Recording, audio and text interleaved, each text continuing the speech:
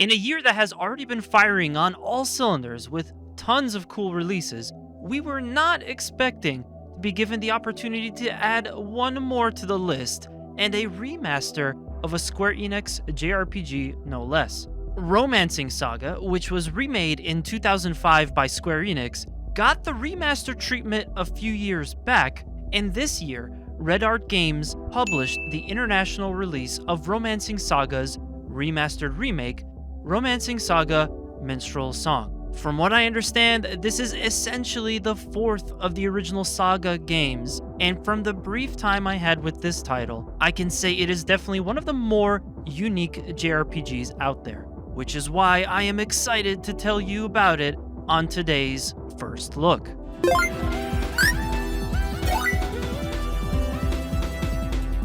On the surface, Minstrel Song does feel like a classic Square-style JRPG, but with some very creative choices for gameplay mechanics. The very first thing that has to be said is that this JRPG is a really quick start for a new playthrough. Don't get me wrong, there is story and cutscenes, but it won't be long before the player gets control of the game, which is certainly worth mentioning and not typical for this genre. Out of the many game design choices, some key features that I noticed include characters regenerate health after battles. Now, this is something I've actually not encountered in most of the RPGs that I've played, even outside of just JRPGs. But from what I see here, characters will regain their health between battles. So players will not have to worry about characters going into the next battle with less health. However, they do have things like life points, battle points, and weapon durability that are overall stats which continue between battles. This was definitely something that stood out to me in the beginning because, like I said, I don't think I've ever played an RPG that does something like this.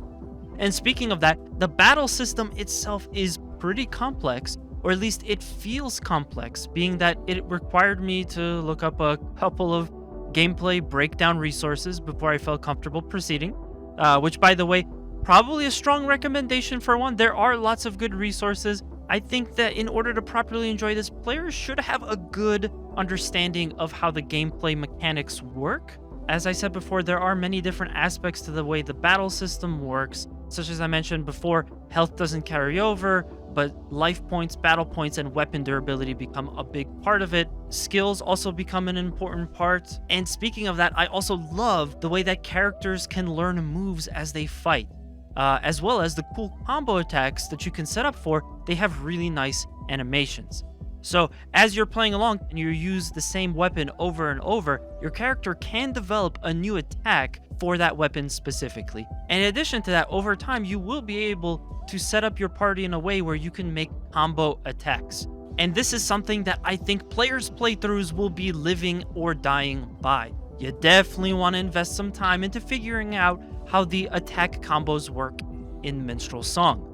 And while we're talking about important key features of this game that I have to absolutely mention, this game does not hold your hand. While it does give tutorials and things can be explained via, for instance, dialogue, the game does not give you a waypoint. It is oftentimes actually not too clear where to go if the player was not paying attention. So my recommendation is to be sure to actively read the text boxes instead of just mashing through them, because they will help keep your campaign progress focused. There are even some areas that don't even have mini-maps for some of the specific rooms. So as the player, you want to make sure you have everything in your power to know where you're going. The music is great, and the art style with its chibi-style characters looks really fantastic. Characters aren't like super chibi, but they are rather short-looking characters. They also made sure to include very crisp and very fluid menus for this as well. I didn't have any problems navigating the menus while I was playing this game. And the next tidbit that I think is, once again, pretty unique for this game is that you can have a huge number of party members over time join your party. I believe the max is 5 at one time. However, there are pubs all over the world map, and when you go into them, there will typically be at least one character that you can talk to and have them join your party. During my playthroughs, I have had experiences where I walked into a town and I was able to come out with 2 or 3 additional party members. Now, there are going to be party members that are special and that they will not be able to die. If you lose them for whatever reason by their life points reaching 0, there will be another opportunity for you to have them join your party in the future. And the other type of party member is more generic, and if they die, unfortunately, they're not going to come back. Usually a JRPG or an RPG will give you somewhere between 3 to 5, maybe up to 10 different party members that you can add to your party over time. So what really stood out to me about Minstrel Song is that there were dozens of party members that you could do. And now, moving beyond just the gameplay mechanics, I want to talk a little bit about the story too. The cool thing about the story, it allows you to experience a whole different part of the game depending on which character you start with. This is actually very similar to the way that story is handled in another Square Enix title, that would be Trials of Mana. Basically what happens is, out of the first main characters that you pick when you start your playthrough, it will put you at a different part of the map, a different part of the story. Yeah, to me, this is really cool, and I think will encourage players to experiment with multiple playthroughs. Of all the characters I tried to play for this, the plots had a decent start that grabbed my attention. So I would recommend for sure to try a playthrough on each of the characters. And I'll say it again, but your starting character choice matters. While I noticed that during my playthrough as the pirate, I was hitting what felt like dead ends and dying a lot, switching over to another character for a fresh playthrough gave me a pretty different experience. And also, don't neglect to try out different proficiencies, as these will be crucial with your overall exploration of the game. Now, in retrospect, I do think a little more direction would be welcome. I wouldn't mind a waypoint, since the game doesn't remind you where to go, and especially if there are certain rooms where you don't even have a mini-map, it could have gone a long way. I also think that this could have pretty easily been implemented at some point in either the remake or the remaster. For me personally, for a JRPG, I feel like there maybe isn't enough story, but like I touched on earlier, this can have some appeal to certain types of players. Overall, this actually reminded me a lot of my experience with another RPG that also had less story to gameplay ratio, and that was Rainbow Moon. Not all games have to be packed full of large quantities of beefy story cutscenes. Sometimes you want a game you can really jump into the action and start experimenting with game mechanics 5 or 10 minutes in, and I think Minstrel Song is that game for you. And the more I play this, I'm getting the impression that that really is the appeal of this game. As a whole, Romancing Saga feels like opposite day from most turn-based RPGs I've played with. So many unique mechanics that either I don't often see or that I don't often see for this type of game. And you know what? That's a good thing. I already have a favorite RPG for every flavor of gameplay style I'm looking for, so standing out and giving players a different type of experience is going to make this a must play. I also have to say that I appreciate, again, the menus, the visuals, the soundtrack. Overall, for a remaster, I think they did their job and did it well.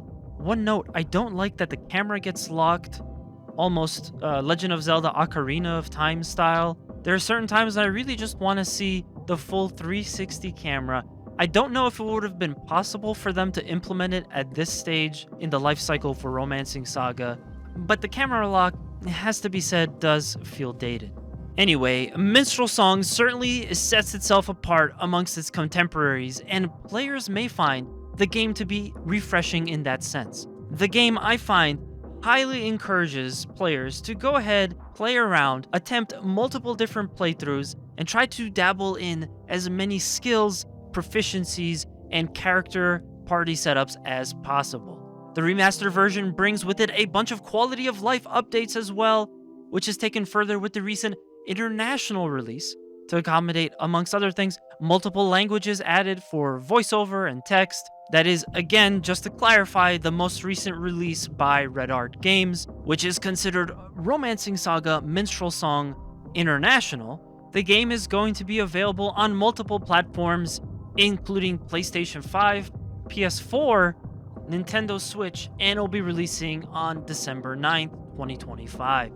But yeah, that's going to do it for today's first look. I am certainly most excited to have more hands-on time with this title, do as many playthroughs with the diverse cast as I can, and hopefully we can talk more about it in a future upload. So once again, thank you so much to Red Art Games for making this possible. We are really grateful for the opportunity, and we hope you guys enjoyed today's video. If you did, please be sure to like, comment, subscribe. Be sure to check that link in our description. We'll have more information, including some links for this release, so be sure to check that out. Once again, I am Mash the Stampede for Two Stupid Gamers. Thank you guys, and we'll see you next time.